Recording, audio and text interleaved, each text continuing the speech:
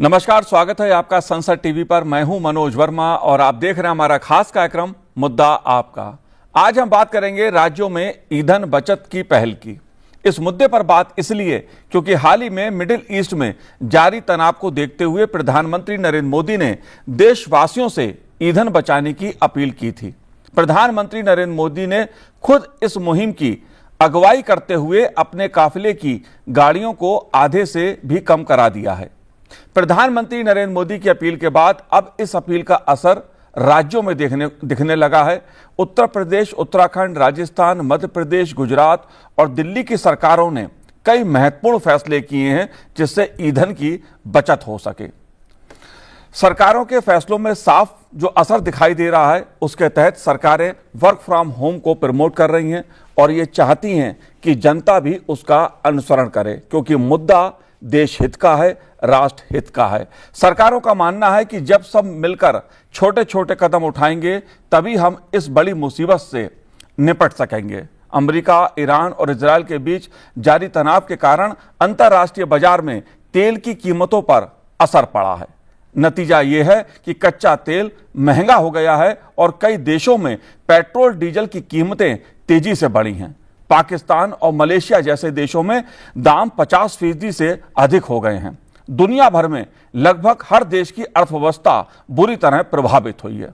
लिहाजा मुद्दा आपका में आज अब बात प्रधानमंत्री नरेंद्र मोदी की अपील के बाद राज्यों में जो ईंधन बचत की पहल शुरू हुई है वो क्यों महत्वपूर्ण है, उसका क्या असर हो रहा है, इस पे चर्चा करेंगे। दो खास मेहमान मेरे साथ जुड़े हुए हैं।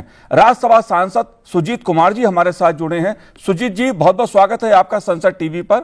साथ ही हम बात करेंगे वरिष्ठ पत्रकार शिशिर सिन्हा जी से। शिशिर जी, बहुत बहुत स्वागत है आपका। लेकिन शुरुआत में सुजीत जी आपसे करूंगा। जाहिर सी बात है, प्रधानमंत्री नरेंद्र मोदी जी ने ईंधन बचत की अपील ऐसे समय पर की है जब दुनिया के सामने चुनौती खड़ी है। अर्थव्यवस्था की चुनौती है, ईंधन बचाने की चुनौती है और दुनिया का हर देश इस समय प्रभावित है। प्रधानमंत्री जी की जो अपील है और राज्यों में जिस प्रकार उसका असर हुआ है वो क्यों महत्वपूर्ण है, उसे आप कैसे देखते हैं? हर बात, हर काज देश सर्वप्रथम, नेशन फर्स्ट वाली जो फिलॉसफी है इसके तहत होती है।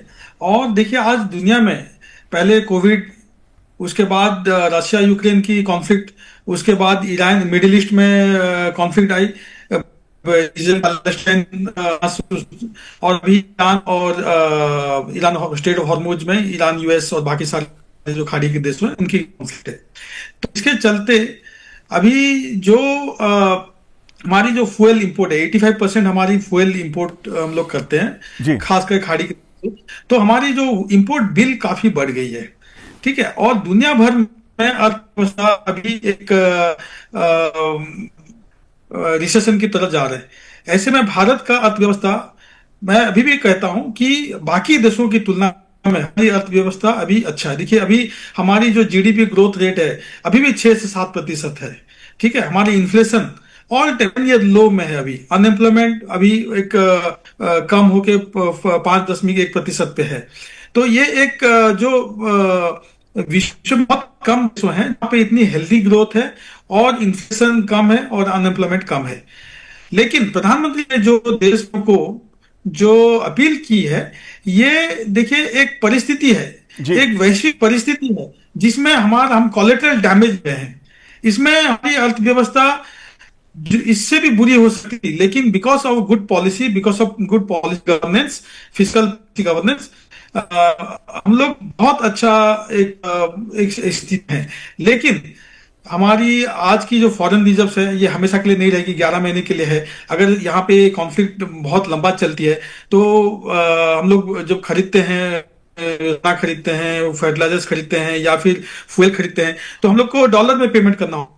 विदेश जाते हैं हमारे लोग घूमने के लिए या कोई के लिए, तो भी डॉलर, फॉरेन करेंसी में पेमेंट करना होता है।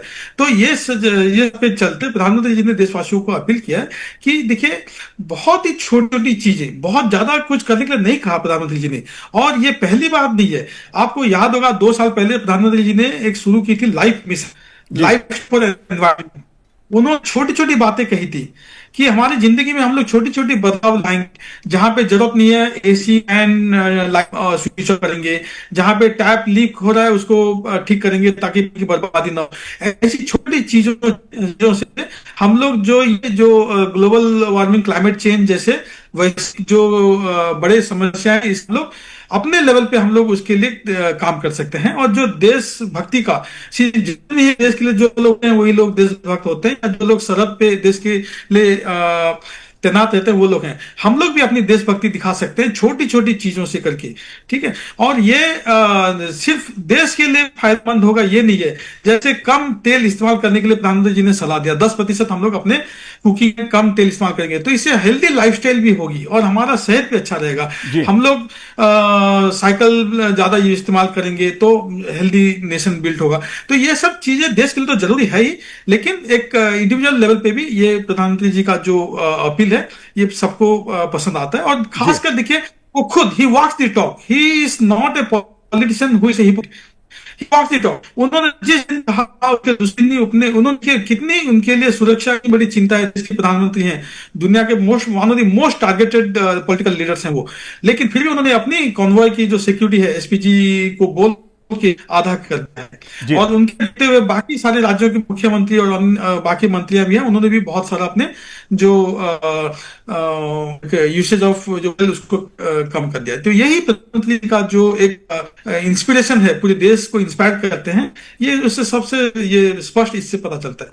जी, जाहिर सी बात है, जब बात हम आत्मनिर्भर भारत की करते हैं, जाहिर तौर पर प्रधानमंत्री नरेंद्र मोदी जी का ये हमेशा कहना रहा कि हम अपने संसाधनों का जितना उपयोग कर सकें, जाहिर तौर पर उससे हमारी जो विदेशी देशों पर विदेशों पर हमारी निर्भरता है वो कम होगी, उसका असर कहीं ना कहीं अर्थव्यवस्था पर भी होगा। लेकिन यह समझना जरूरी है कि भारत के सामने जो आर्थिक चुनौती है वो किस प्रकार की है। क्यों प्रधानमंत्री जी ने कहा कि ईंधन की बचत करें, क्यों प्रधानमंत्री जी ने वर्क फ्रॉम होम की अपील की, क्यों प्रधानमंत्री जी इस समय पूरे देश को एकजुटता के साथ इस चुनौती का मुकाबला करने का आह्वान कर रहे हैं।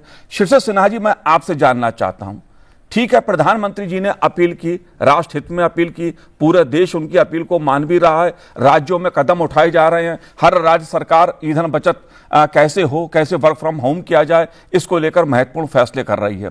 मंत्रियों ने अपनी गाड़ियां कम कर दी, जो कार्यक्रम हो रहे हैं सरकार के वो भी अब वर्चुअली होने लगे हैं। आर्थिक चुनौती की जब हम बात करते हैं, वो किस प्रकार की चुनौती इस समय है? देखिए मनोज भाई, सबसे पहली चीज हमें ध्यान में रखना है कि कच्चे तेल का जो आयात का जो बिल है वो अभी सालाना 120 बिलियन डॉलर का है। अगर सोने की हम बात करें तो लगभग 70 से 72 बिलियन डॉलर का, यानी कि इन दोनों को अगर आप मिला लीजिए तो तकरीबन आपका 200 बिलियन डॉलर केवल इन दो चीजों पर खर्च होता है। और हमारा जो एनुअल इंपोर्ट बिल है वो लगभग 970 बिलियन डॉलर का है, यानी कि एक हर पांचवा डॉलर हम किस चीज पे खर्च कर रहे हैं?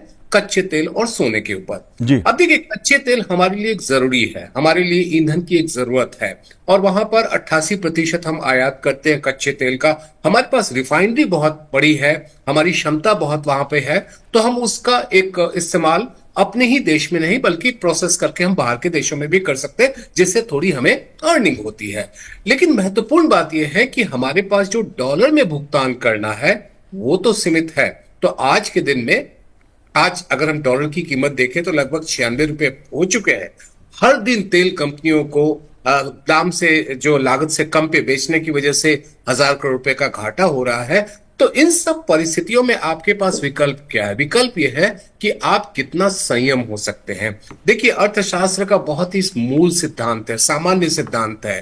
वो क्या कहता है? संसाधन सीमित है, संसाधनों का जितना उच्चतम इस्तेमाल किया जाए जिससे कि आपको ज्यादा से ज्यादा संतुष्टि मिल सके। अब अगर आप कहें कि नहीं, हम कुछ भी इसके ऊपर नियंत्रण नहीं करते हैं, तो ये तेल कंपनियां आखिरकार कच्चा तेल कहां से खरीदेंगी? उनके पास रिफाइनरीज हैं। दुनिया के कई देशों में, यहां तक कि चीन में रिफाइनरी बंद हुए हैं। हमारे यहां कोई रिफाइनरी बंद नहीं हुई है, तो उसके लिए जो संसाधन चाहिए वो कहां से आएगा? इसीलिए आज के दिन में कोशिश क्या है कि आप डॉलर बचाएं, और डॉलर बचाने का एक तरीका यह है कि भाई आप जो अनावश्यक ट्रैवल होता है, या फिर जो कैबलेट की बात हो रही थी, या फिर जो हम आप कहीं भी निकलते हैं पब्लिक ट्रांसपोर्ट की बजाय अपनी गाड़ियों पे, अगर हम इन छोटी छोटी चीजों को करें तो 140 करोड़ की आबादी वाले देश में एक बड़ी संख्या में उसका असर, एक बड़ी मात्रा में असर को नजरअंदाज नहीं किया जा सकता है। प्रधानमंत्री की अपील का मूल उद्देश्य यही है। जी सुजीत जी, मैं आपसे ये जानना चाहता हूं कि अलग अलग राज्यों ने फैसले महत्वपूर्ण लिए हैं कि किस तरह ईंधन की बचत की जाए। उत्तर प्रदेश के मुख्यमंत्री योगी आदित्यनाथ जी ने कहा है कि वर्क फ्रॉम होम करें और जो भी कार्यक्रम किया जाए वो वर्चुअली हो। जाहिर तौर पर दिल्ली सरकार ने भी इसी प्रकार के फैसले लिए हैं। मध्य प्रदेश और उड़ीसा सरकार ने भी कुछ महत्वपूर्ण फैसले लिए हैं। देश की लगभग हर राज्य सरकार किस तरह देश की जो मुद्रा है, देश की जो अर्थव्यवस्था है उसको संभाला जाए, इसमें अपना योगदान दे रही हैं फैसलों के साथ। जनता की भूमिका को आप कैसे देखते हैं? देखिए, आपने आत्मनिर्भर भारत की बात की जी। और जी ने जो आंकड़े दिए, $120 बिलियन का हम लोग का सालाना, और अगर ये ऑयल पर बैरल अगर $110 के ऊपर रहा तो हो सकता है कि $150 बिलियन से भी ज्यादा हो जाए। और जो सोने की और बाकी फॉरेन ट्रेवल्स, फॉरेन एजुकेशन को ऐड कर देंगे तो ये बहुत बड़ी एक मात्रा हमारी जो प्रीशियस फॉरेन एक्सचेंज है वो बाहर जा रही है। तो देशवासियों का ये कर्तव्य है, ये दायित्व है कि ऐसे संकट के समय में, जैसे अब 1962 की मैं आपको याद दिलाना चाहूंगा, जब चीन के साथ युद्ध हुई थी, तो उस समय पंडित नेहरू जी ने अपील की थी, नेशनल डिफेंस फंड में देशवासियों को उन्होंने डोनेट करने के लिए अपील की थी, और उस समय के हिसाब से $200 मिलियन के जो राशि और सोना लोगों ने डोनेट किया था। तो हमारी जो परंपरा है, ये आज के ये सदियों से हमारी परंपरा है कि हम लोग ऐसे मुसीबतों के समय में हम लोग अपने देश के लिए, समाज के लिए खड़े होते हैं। तो ये एक समय है, वैसा स्थिति अभी इतना नहीं है बुरा कि हम लोग इसके लिए अभी कोई पैनिकी वाला सिचुएशन नहीं है, लेकिन प्रधानमंत्री जी का जो एक दूरदर्शी वाला जो उनका जो विजन है कि preparing the nation for any eventuality, ताकि कल अगर युद्ध 1 साल लंबा चले, 2 साल चले, तो भी हम लोग तैयार रहें।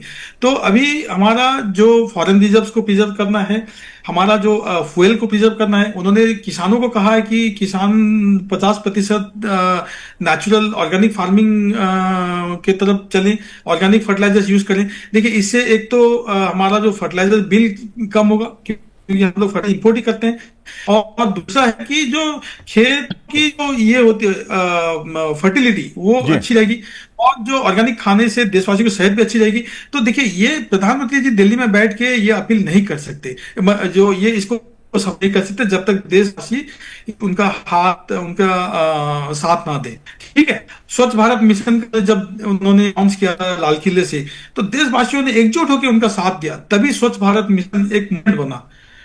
तो ऐसे ही समय है कि देशवासियों से उम्मीद रखते हैं, और प्रधानमंत्री जी जब भी कुछ अपील किए हैं देशवासियों ने उनका साथ दिया। मुझे अभी भी याद है, उन्होंने एक किया था, गिव इट अप, जो लोग सक्षम हैं वो लोग सब्सिडाइज्ड एलपीजी ना लें। ठीक है,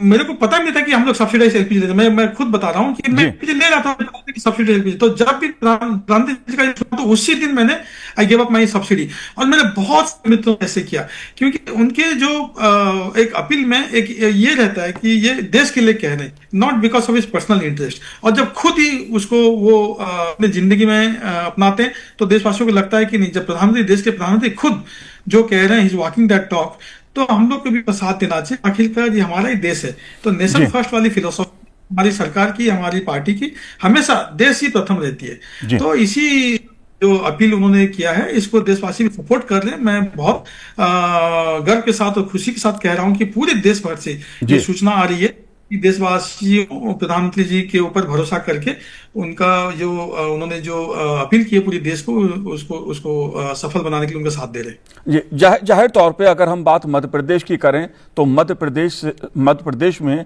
अगर कोई न्यायाधीश साइकिल से कोर्ट जा रहे हैं, ये दृश्य प्रेरणा देता है लोगों को। अगर दिल्ली सरकार के मंत्री मेट्रो से आवागमन कर रहे हैं, यातायात का उपयोग कर रहे हैं मेट्रो के जरिए, तो जाहिर तौर पर ये जो तस्वीरें हैं, ये जो दृश्य हैं, वो प्रेरणा देते हैं। और ऐसे समय में जब ये वैश्विक चुनौती है, उसका मुकाबला करने के लिए पूरा देश एकजुटता के साथ प्रधानमंत्री जी ने जो अपील की है उसके साथ खड़ा है। लेकिन एक बड़ा मुद्दा जो समझने की बात है, समझना भी चाहिए, क्योंकि कई मुद्दे ऐसे होते हैं जो हमें लगता है कि महंगाई या कीमतों का इशू आता है, लेकिन किसी भी देश की अर्थव्यवस्था कितनी मजबूत है उसका एक मानक यह भी है कि उस देश के केंद्रीय बैंक के पास कितना विदेशी मुद्रा भंडार है। विदेशी मुद्रा भंडार बहुत लोग जानते हैं कि इसकी उपयोगिता और इसका महत्व क्यों है देश की अर्थव्यवस्था के लिहाज से, लेकिन एक आम दर्शक के लिए यह जानना जरूरी है कि विदेशी मुद्रा भंडार का जो महत्व है वो क्यों है, देश की अर्थव्यवस्था इससे किस तरह प्रभावित होती है और इसका क्या असर होता है। शिशिर जी, मैं आपसे जानना चाहूंगा इस मुद्दे को, क्योंकि विदेशी मुद्रा भंडार का कई बार उपयोग होता है, इसका क्या असर पड़ता है देश की अर्थव्यवस्था पर, देश के आम आदमी से इसका क्या सरोकार है? देखिए, अभी के समय में जो हमारी विदेशी मुद्रा भंडार है करीब 700 अरब डॉलर के से कुछ कम है, और वो 11 महीने के आपके आयात के बिल को कवर करने के लिए पर्याप्त है अभी की स्थिति में। लेकिन दिक्कत क्या है कि दो ऐसी चीजें जिनकी कीमतों पे हमारा नियंत्रण नहीं है, चाहे वो कच्चे तेल की हम बात करें या फिर हम सोने की बात करें, तो अब इन दोनों ही मामलों में हमें ही वो कदम उठाने होंगे जिससे कि हम इसके खपत को कम कर सके। दूसरी बात एक और आप ध्यान में रखिए कि विदेशी मुद्रा भंडार में एक बड़ी रकम वो भी है जो कि शेयर बाजार के रास्ते आया हुआ है। अब शेयर बाजार के रास्ते से आए हुए जो विदेशी मुद्रा है उसको हम लोग अर्थशास्त्र की भाषा में हॉट मनी कहते हैं, यानी कि वो जितनी तेजी से आता है उतनी तेजी से जा भी सकता है। तो क्या हम उसको लेकर के बहुत ज्यादा जो है कहें कि आशान्वित हो जाएं, या हम कहें कि हमें कोई दिक्कत नहीं होगी? देखिए, कभी भी परेशानी की जब व्यवस्था आपको दिखती है, कभी आपको एहसास होता है कि परेशानी आने वाला है, तो परेशानी आने पे ही कदम उठाएंगे या परेशानी आने का आभास होने पर कदम उठाएंगे? इस समय में जब सारी दुनिया में परेशानी दिख रही है, हमें भी दिख रहा है, सरकार ने कभी इस बात से इनकार नहीं किया कि दिक्कत नहीं है। हमारे लिए अच्छे तेल का आना, चाहे हमारे लिए गैस का आना, एक उसकी लागत काफी बढ़ चुकी है। वैकल्पिक माध्यम है लेकिन उसकी लागत काफी ज्यादा है।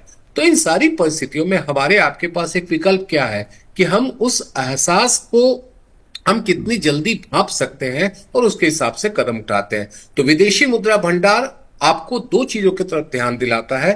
पहला कि इंपोर्ट बिल तो पूरा करता है, लेकिन आपको रुपये को बचाने के लिए भी उसका इस्तेमाल करना पड़ता है। तो आज रुपया 96 के ऊपर पहुंच चुका है, वहां पर भी आप उसका इस्तेमाल करना है। तो आप केवल ये ना सोचिए कि हमको केवल इंपोर्ट बिल देना है, आप ये भी सोचिए कि हमें रुपये को बचाने के लिए कैसे उसका इस्तेमाल करना। जी, जाहिर तौर पर यह सवाल उठता भी है कि विदेशी मुद्रा भंडार आता कहां से है। भारत जब सामान खरीदता है तो डॉलर में भुगतान करता है और बेचता है तो डॉलर ही लेता है, यानी आप बेचते ज्यादा हैं तो डॉलर ज्यादा आएंगे और खरीदते ज्यादा हैं तो डॉलर ज्यादा खर्च होंगे। ऐसे में कोई देश निर्यात ज्यादा करता है तो उसका विदेशी मुद्रा भंडार भरा रहेगा, और आयात ज्यादा करता है तो विदेशी मुद्रा भंडार पर दबाव ज्यादा रहेगा। जाहिर तौर पर विदेशी मुद्रा भंडार का देश की अर्थव्यवस्था से गहरा सरोकार है। इसलिए हर किसी नागरिक को यह बात समझनी चाहिए कि प्रधानमंत्री जी ने अगर ईंधन बचाने की बात, सोना ना खरीदने की बात कही है तो क्यों कही है। सुजीत जी, मैं आपसे जानना चाहता हूं इस मुद्दे को, क्योंकि बात डॉलर और रुपए की अक्सर होती है। जाहिर तौर पर वैश्विक चुनौतियां सबके सामने हैं, जो हालात हैं युद्ध के, दुनिया में जो टकराव की स्थितियां हैं, आप कैसे देखते हैं जब तुलना डॉलर और रुपए की जाती है? क्योंकि ये कोई राजनीतिक मसला नहीं है, लेकिन देश की अर्थव्यवस्था से जुड़ा मसला है, इसलिए मैं समझना चाहता हूं इस मुद्दे को आपसे। देखिए, डॉलर और रुपी या फिर रुपी और कोई दूसरी करेंसी, पाउंड लीजिए या यूरो लीजिए, कुछ भी, ये एक बहुत ही ऐसे एक सिंपल फॉर्मूला से नहीं होती है। ठीक है, इट्स ए कॉम्प्लेक्स थिंग। और देश की अर्थव्यवस्था, आपने जैसे कहा कि हम लोग जितना निर्यात करेंगे उतने हम लोग को विदेशी मुद्रा भंडार हमारा अच्छा रहेगा, और जितना आयात करेंगे उतना हम लोग का कम होगा। आज अगर हम लोग देखेंगे पूरी दुनिया में वैश्विक स्तर पे बाकी देशों की आर्थिक स्थिति क्या है और उसकी तुलना में भारत की आर्थिक स्थिति क्या है, मैंने जैसे कुछ आंकड़े आपको दिए, इन्फ्लेशन, महंगाई की बात मैंने कही। ठीक है, अभी 10 इयर्स डेकेडल लो हम लोग की महंगाई है। अनएम्प्लॉयमेंट ऑल टाइम तो नहीं कहूंगा मैं, लेकिन कई सालों में एक लो अनएम्प्लॉयमेंट रेशियो है। जीडीपी ग्रोथ देखिए, आज विकसित देशों, चाहे यूएस हो या यूरोप के देश हो, वो 2-3% उनकी जीडीपी बढ़त नहीं हो रही है, जबकि हमारी जीडीपी अब कंजर्वेटिव फिगर्स है जो 6.5 से नीचे नहीं है। ठीक है, तो जो high growth and low inflation की ये हमारी जो अर्थव्यवस्था है, ये बहुत ही एक हमारे लिए पॉजिटिव है। उसी तरह हमारी करंट अकाउंट डेफिसिट वो भी बहुत कम है। करंट अकाउंट डेफिसिट प्रोजेक्टेड बढ़ने का है, लेकिन अभी जो स्थिति है वो अच्छा है। हमारी फॉरेन रिजर्व, जैसे सिन्हा साहब ने बताया कि $700 बिलियन के आसपास है। 11 महीने की हमारी जो आयत को अभी हम लोग उससे मीट कर सकते हैं, हमारी जो अभी फॉरेन रिजर्व है।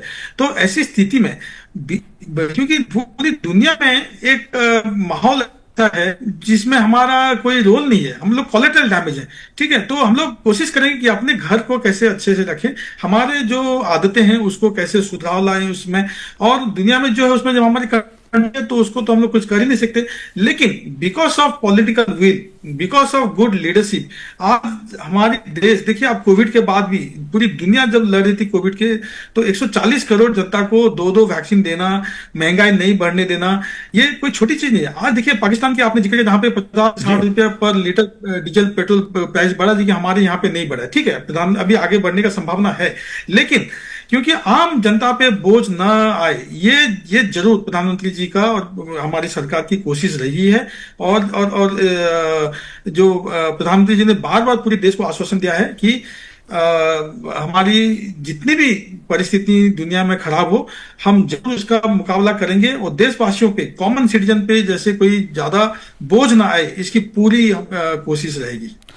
सुजीत जी, अगला सवाल भी मेरा आपसे है, क्योंकि एक सवाल मेरे मन में आ रहा है, हो सकता है देश के हर नागरिक के मन में यह सवाल आए, क्योंकि एक तरफ बीजेपी शासित राज्य हैं जिन्होंने एक एक करके फैसले लिए कैसे ईंधन की बचत हो, कैसे देश की अर्थव्यवस्था को मजबूती प्रदान की जाए, कैसे आम आदमी को राहत दी जाए। दूसरी तरफ विपक्ष है जिसने सवाल उठाए हैं, मुद्दे खड़े करे हैं कि आखिर प्रधानमंत्री जी ने अपील क्यों की इस समय पर। इसे आप कैसे देखते हैं, इस तरह की राजनीति? जी, इस पे राजनीति करना बिल्कुल ही गैर जिम्मेदारी है। मैं कई उदाहरण दे सकता हूं। 1962 का मैंने जिक्र किया था। वैसे 1965 में आपको याद होगा, प्रधानमंत्री शास्त्री जी ने पूरे देशवासियों को अपील की थी कि हर सोमवार को वो एक टाइम का खाना ना खाएं, क्योंकि हमारी फूड क्राइसिस थी उस समय, और उन्होंने खुद ही लिव्ड बाय एग्जांपल। उस बाद मनमोहन सिंह जी की जब सरकार थी, तब उन्होंने चिदम्बरम जी ने 4 बार अपील की थी कि सोने की खरीदारी में कमी लाने के लिए। ठीक है, और प्रधानमंत्री जी ने भी एक सर्कुलर इश्यू की थी, आपको याद होगा, कि 10% जो नॉन प्लान एक्सपेंडिचर है हर मंत्रालय को कम करना चाहिए, खासकर जो ट्रैवल्स हैं, डोमेस्टिक एंड फॉरेन ट्रैवल्स में कमी लानी चाहिए। तो ऐसे कई सारे ऐसे उदाहरण हैं पूरी मतलब अगर देखेंगे हम लोग, जहां पे सरकार, कई अलग अलग सरकारों ने अलग अलग समय पे देशवासियों को ऐसे अपील की है। इस पे राजनीति करना बहुत ही गैर जिम्मेदारी है, और मैं मानता हूं कि बहुत ही ये गलत एक राजनीतिक परंपरा है। उनको झांकना चाहिए, अपने पुरानी इतिहास देखनी चाहिए, क्योंकि ये देश की बात है। प्रधानमंत्री जी ये नहीं कह रहे हैं कि आप खाना पीना छोड़ दीजिए या फिर कहीं जाना चाहिए, वो यही कह रहे हैं कि आप विदेश कम से कम 1 साल के लिए विदेश यात्रा कम कर दें। हमारे देश में इतनी अच्छी जगह है घूमने के लिए, 1 साल तक कम से कम ये कीजिए, कार पूलिंग कीजिए, राइड शेयरिंग कीजिए, गोल्ड जहां non essential purchase of gold है उसको कम कीजिए। तो यहाँ पे जो सच्चाई है देश के सामने वो ला रहे हैं, देशवासियों को अपील कर रहे हैं।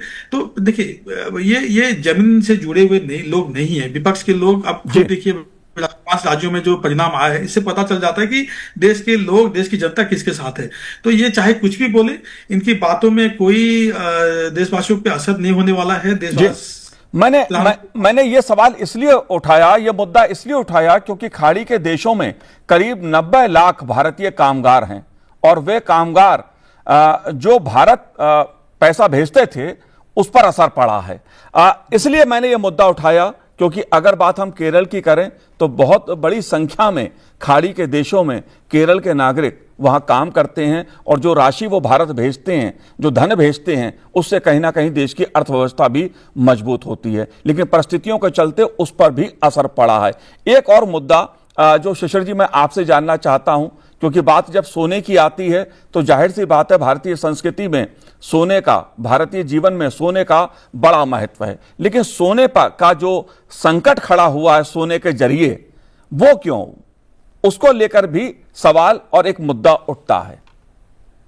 देखिए, सोने के साथ तीन बातें आपको मैं ध्यान दिलाना चाहूंगा। पहली बात तो ये कि सोने की कीमत बढ़ी हुई है जब से अपना ईरान और उनके बीच की लड़ाई थी, अमेरिका के बीच की लड़ाई थी, उसके पहले भी जब रूस और यूक्रेन का था, उसके बाद ही जो है बढ़ोतरी शुरू हो चुकी थी।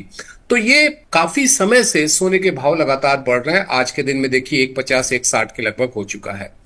दूसरी बात यह है कि सोने की स्थिति जो है, सोने का जो भंडार है दुनिया में, वो सीमित है। ऐसा नहीं है कि आप कभी भी कहीं भी बना सकते हैं। जो सोना बन चुका है वही आपको मिलेगा। तो उसमें से हम काफी ज्यादा उसको हम लोग एक्सप्लॉइट कर चुके हैं और अब नए सिरे से सोने का निर्माण नहीं हो सकता है। और तीसरी और महत्वपूर्ण बात यह है कि जब कभी भी डॉलर मजबूत होता है, सोना और कमजोर होने लगता है। तो ये तीन ऐसे तथ्य हैं जिसकी वजह से सोने की कीमतों पर आपको असर देखने को मिला है। अब भारत में एक बड़ी चुनौती क्या होती है कि एक बड़ी मात्रा में सोना, लगभग कहते हैं अनुमान जो है कि 20,000 टन या उससे भी कहीं ज्यादा घरों में पड़ा हुआ, जो कि अनप्रोडक्टिव है, जिसका कोई इस्तेमाल नहीं हो पा रहा है। तो हमारे लिए सोने का मतलब एक इमोशन है, एक भावना है। हम जब भावना में लगाते हैं पैसा जी, तो हम ये नहीं देखते कि उसका भाव क्या है, हम बस खरीदते हैं। कहते हैं ना, सोना जन्म से लेकर के मरण तक के लिए उसका इस्तेमाल होता है। तो अब ऐसे में आपके पास क्या है, एक विकल्प आपसे अपील की जा सकती है कि आप इसकी खरीदारी ना करें या खरीदारी को कुछ समय के लिए टाल दीजिए। अब ये अपील इसलिए भी है क्योंकि ये जो तीन कारण मैंने दिया, और सोने तो अगर आपके पास नहीं है, कहीं से भी आप लेकर के आ रहे हैं, तो आप डॉलर में तो चुकाएंगे, डॉलर पे ऑलरेडी दबाव है। तो इन सभी चीजों को ध्यान में रखते हुए चले तो सोने की स्थिति में आपको और ज्यादा मजबूत कदम उठाने की जरूरत हो। जी शिशिर जी, एक अपील किसानों से भी सरकार ने की, और वो है किसानों से आयात होने वाले उर्वरक पर निर्भरता घटाने की। जाहिर सी बात है, यह मुद्दा भी आत्मनिर्भर भारत से जुड़ा है। बिल्कुल, देखिए यूरिया हम बड़े पैमाने पर जो इसको कहते हैं, या बाकी भी जो खाद है, केमिकल फर्टिलाइजर्स हैं, उसमें हम काफी कुछ जो है वो आयात करते हैं। और वहां पर यूरिया के दाम जो है वो सरकार तय करती है, चाहे उसकी लागत जितनी भी ज्यादा हो जाए। प्लस एक तरफ आप दोहरी मार देखिए कि एक तरफ आपको कीमत ज्यादा चुकानी है और वो भी डॉलर में, और दूसरी तरफ आप ज्यादा कीमत नहीं लेते, वो आपने कीमत तय कर रखी है। तो इसी वजह से उन्होंने जैविक खादों के इस्तेमाल के ऊपर, रासायनिक खाद के बजाय जैविक खाद के इस्तेमाल पे जोर दिया है। दूसरी तरफ जहां पे एनपीके या बाकी जो नॉन यूरिया फर्टिलाइजर्स हैं, वहां पर जो कंपोनेंट को दिया जाता है उसका भी सब्सिडी का बर्डन है, उसका असर पड़ता है। तो एक तरफ जब आपकी कमाई कम हो रही है और खर्चे में कमी ना हो तो असंतुलन तो आपका बनेगा। यही वजह है कि किसानों से एक आग्रह किया गया है कि आप जो है वो जैविक खाद का इस्तेमाल ज्यादा करें बजाय कि आप रासायनिक खादों का। जी, जाहिर सी बात है शिशिर जी, राज्य सरकारों ने जो ईंधन बचाने की पहल की है और प्रधानमंत्री नरेंद्र मोदी जी की जो अपील है, देशवासियों से जो अपील है ईंधन बचाने की, और जो उन्होंने 7 अपील देश के सामने रखी हैं, देशवासियों से साझा की हैं, जाहिर तौर पर जब वैश्विक परिस्थितियां चुनौतीपूर्ण हों, ऐसे में पूरा देश एकजुट होकर जब उसका मुकाबला करता है तो देश की अर्थव्यवस्था को भी फायदा होता है, देश के नागरिकों को भी राहत मिलती है, क्योंकि मुद्दा देश का है, नेशन फर्स्ट का है, इसलिए यह समय एकजुटता का है। सुजीत जी, आपने संसद टीवी से बात की, बहुत बहुत शुक्रिया, बहुत बहुत धन्यवाद हमसे बात करने के लिए। शिशिर जी, बहुत बहुत धन्यवाद आपका संसद टीवी से बात करने के लिए। तो आज इस कार्यक्रम में इतना ही, मुझे दीजिए आज्ञा, नमस्कार।